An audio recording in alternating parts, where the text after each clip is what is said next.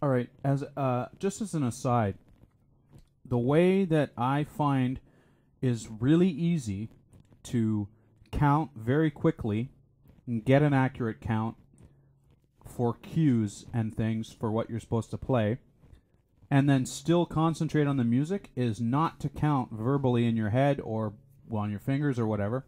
What I do is I get a pen, a felt tip pen, or a pencil, something that makes a mark instantaneously when you hit the paper. Ballpoints don't work very well because they run out of ink if you're just dabbing them. Anyway, what I did for that little 3 4 3 4 4 3 thing was I started going like this with the pen to the little, and then without hitting the paper, and then I put the music on, and then what I did was I tapped when I wasn't playing, and I started at the beginning of the up. So I went 1, 2, 3, 4, got up, ba da up, 1, 2, 3, 4, 5, 6, 7, 8, 9, ba da ba da 1, 2, 3, ba. I looked down and I counted the dots. That's all I did, I swear. And then what I did was I did it again, and I got the exact same number of dots. So I figured I was on the nose. So then I started putting into practice my knee thing to count physically while I was in the song. So that I found that to be a really good way of counting very quickly and accurately, and then still keeping your ears and mind on the music completely without having to count at the same time, even though you are physically counting simultaneously with the pencil or pen. So check it out. It works. It's a good way of doing things, and I do it all the time when I'm trying to figure out a count or a time signature or something like that. I can do it in 30 seconds, and I could never figure that out counting. Like, oh, what's the count here? What's the count here? So that's a pretty cool way that I thought of to figure that out. That's just an aside.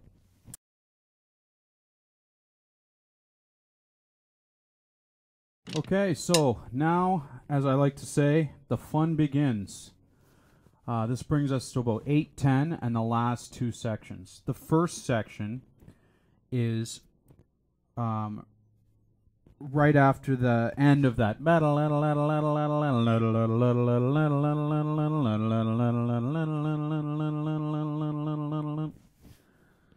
And it kind of builds up. The music builds up, and then it goes, and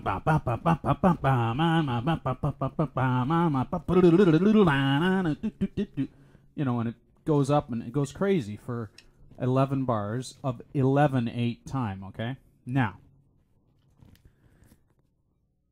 I never, when I first tried to play the song, like 15 years ago. First of all, I was pretty familiar with the song because I was a Rush fan since the late 70s, and I pretty much heard it when it came out. A little later, but a couple of years, whatever. But so I was I was very comfortable with the ba ba ba ba ba ba ba ba ba ba ba ba ba ba ba ba ba. So it wasn't difficult to just play. Sure, I had to figure out what the fills were and things like that, and they're all crazy, and it goes down, and it goes up, and there's a little psst in the middle of it, and and then a bunch of quads near the end and stuff like that. And it's an 11/8, so it totally screws you up. But the feeling is there by the music, so it puts you in the feeling because it goes ba ba. 2 slow quarter notes, everybody. So, okay, right there's 4/8 notes gone. Okay, so now you're in 7/8. Okay, 7/8 is not too hard. It's 4/4 with 1/8 note missing. Okay, you've gotten rid of 4/8 notes with the ba ba. Okay, so that's 1 2 3 4, 1 2 3 4. So now I just count up to either 4 and 3 or 7 or 2 2 2 1, or it really depends on what I'm playing in the fill. So if I'm playing constant 16th notes, it's really not a big deal at all. I just play them until I know, oh, here's another ba ba ba ba ba ba ba ba, you know. So don't be daunted, or don't let it upset you if it's an 11/8. Who cares? It's just another time signature. They're all the same for all I care. But once you understand how to count it out and feel it more, I mean, I'm no funky drummer or anything like that, but the music, when it gets in you, you know, it's really hard to disabuse yourself of that. So I urge you to really, really keep an ear out for the other guys and see what they're playing, because just like I said at the very beginning of this, the reason that the beginning, the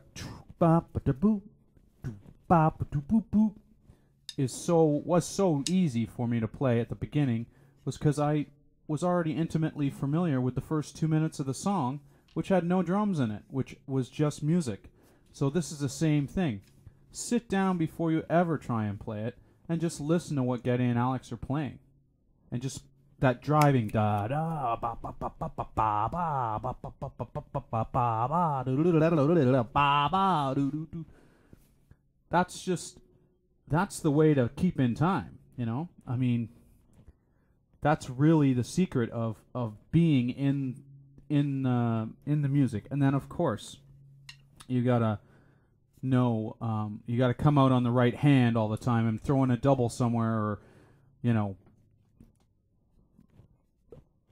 hit a cymbal with your left hand, or do something like that, because there is that odd time thing going on. So you're not going to be on the right hand all the time like you're used to playing easy stuff.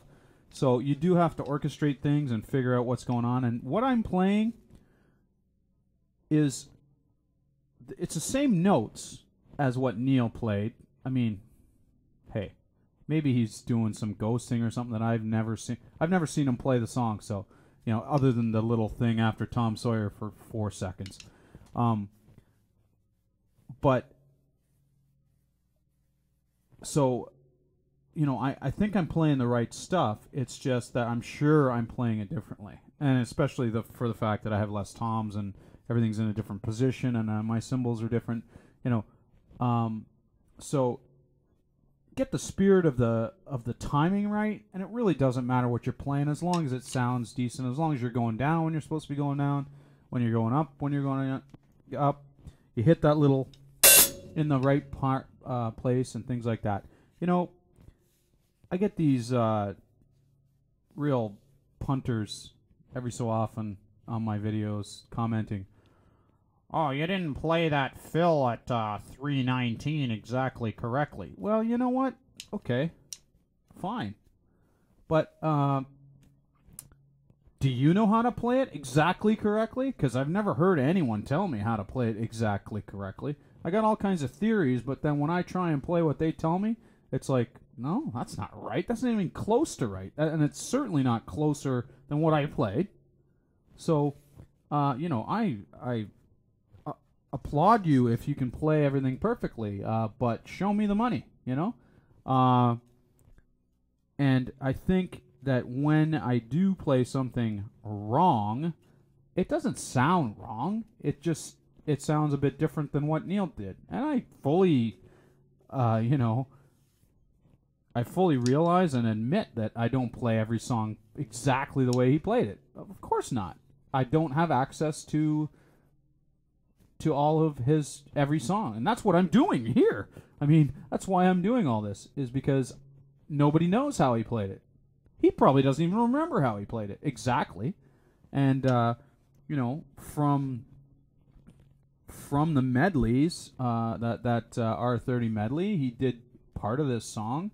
He did play certain things differently than the album, and that's fine. It's his song, you know. He can do whatever the hell he wants.